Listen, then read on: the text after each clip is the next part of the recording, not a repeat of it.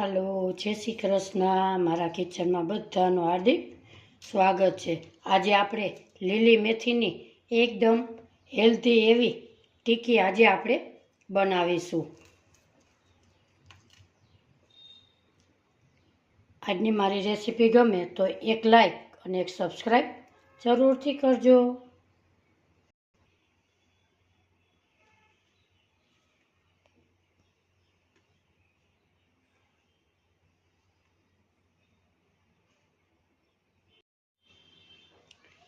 સૌ પ્રથમ અહીંયા આપણે એક મોટો વાટકો લીલી મેથી લીધી છે।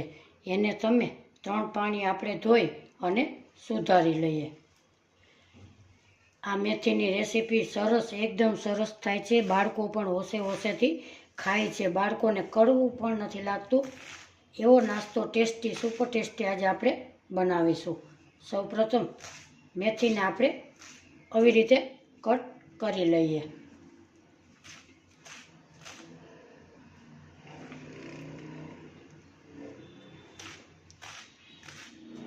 અહીંયા આપણી મેથી સરસ આપણે એકદમ સરસ સુધારી લીધેલી છે।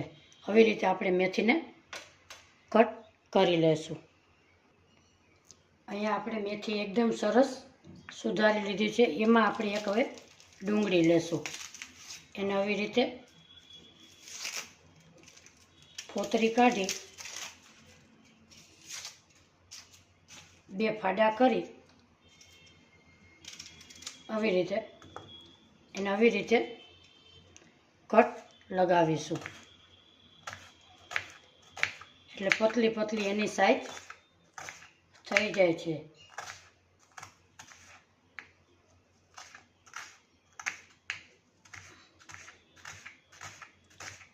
એ મેથીમાં ખૂબ જ સરસ ટેસ્ટ લાગે છે। તમે ન ખાતા હોય તો સ્કીપ કરી શકો છો। આવી રીતે એની પતલી પતલી સ્લાઇસ આપણે કરી લઈએ।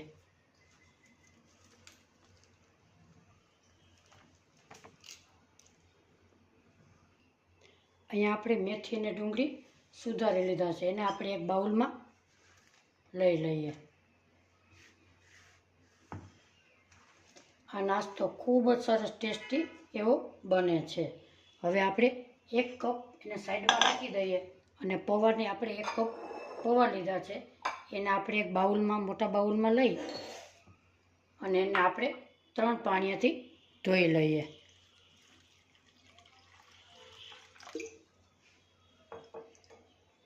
આવી રીતે આપણે 3 પાણી ધોઈ લઈએ। આપણા પૌવા 3 પાણી એકદમ સરસ ચોખ્ખા સાફ થઈ ગયા છે। હવે આપણે ડુંગળીને મેથી છે એમાં આપણે ઉમેરી દઈએ। એને પણ આપણે સાઈડમાં રાખી દઈએ અને એક સરસ મસાલો તૈયાર કરી લઈએ। એક આપણે મિક્સર જાર લેશું। એમાં નાખીશું આદુનો ટુકડા, 1 લીલું મરચું,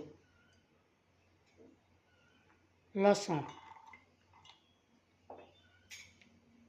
ધાણા, વરિયાળી ને જીરું। એને આપણે અધકચરું એવું પીસી લઈએ। અહીંયા આપણે મસાલો એકદમ સરસ બારીક પીસી લીધેલો છે। એને આપણે હવે આમાં એડ કરી દઈએ।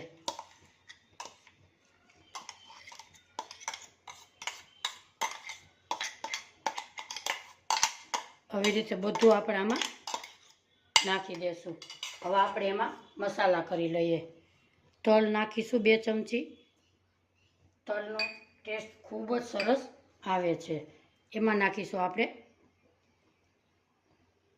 કટ કરેલી ધાણા ભાજી, સ્વાદ પ્રમાણે મીઠું ઉમેરીશું,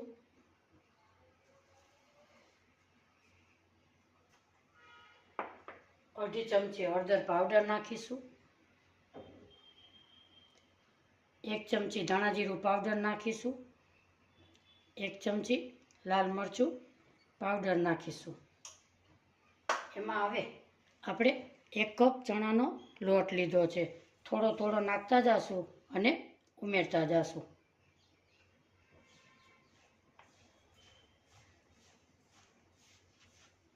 આવી રીતે આપણે એકદમ સરસ લોટને આપણે બાંધી લેશું. મેથીનું પ્રમાણ આમાં થોડુંક એવું વધારે રાખીશું. ચણાનો લોટ આપણે બધો આમાં ઉમેરી દઈશું.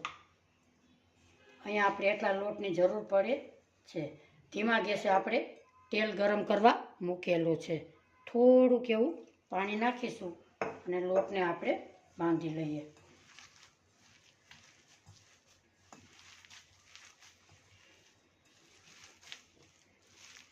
એકદમ નરમ નથી રાખવાનો, રોટલીના લોટ જેવો આપણે એને બાંધી લેશું. આવી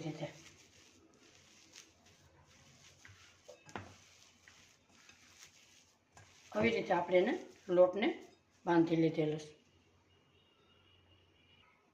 હવે આપણે ટીકીનો શેપ આપી દઈએ. નાનું એવું આવી રીતે ગૂંયણું લેશું અને આવી રીતે આપણે સરસ આવી ટીકી બનાવી લઈએ. અહીંયા આપણે બધી ટીકી સરસ વારી લીધી છે. હવે આપણે સેલો ફ્રાય કરી લઈએ.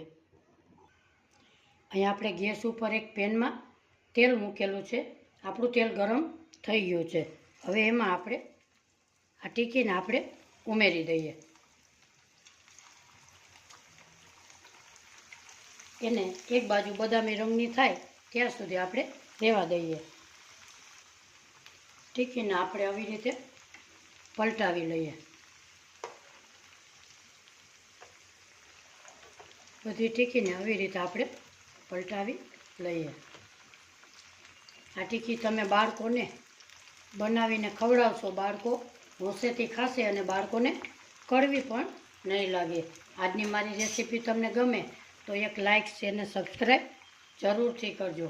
બીજી બાજુ પણ આપણે પકાવી લઈએ. હવે આપણે ટીકીને આવી રીતે બીજી બાજુ પણ પલટાવી જોઈએ. આ તમે બહાર ફરવા જાઓ ત્યારે તમે સાથે નાસ્તા તરીકે લઈ શકો છો. હજી આપણે થોડીક ક્રિસ્પી એવી બનાવી લઈએ. આપણી ટીકી એકદમ સરસ ક્રિસ્પી થઈ ગઈ છે. આપણે એક આવી રીતે ચારાની મદદથી આપણે એને બધાને આપણે કાઢી લઈએ.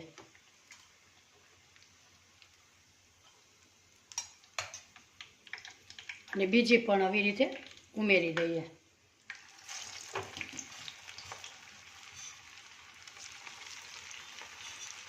એને પણ આપણે ક્રિસ્પી થવા દેશું.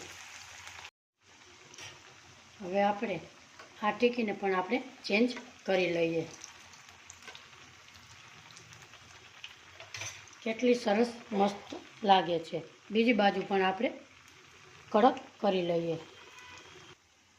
આપણી ટીકી એકદમ સરસ ક્રિસ્પી થઈ ગઈ છે. એને પણ આપણે બહાર આવી રીતે કાઢી લઈએ અને આપણે ગેસની ફ્લેમ બંધ કરીશું અને સર્વ કરી લઈએ. આપણે સર્વ કરી લઈએ.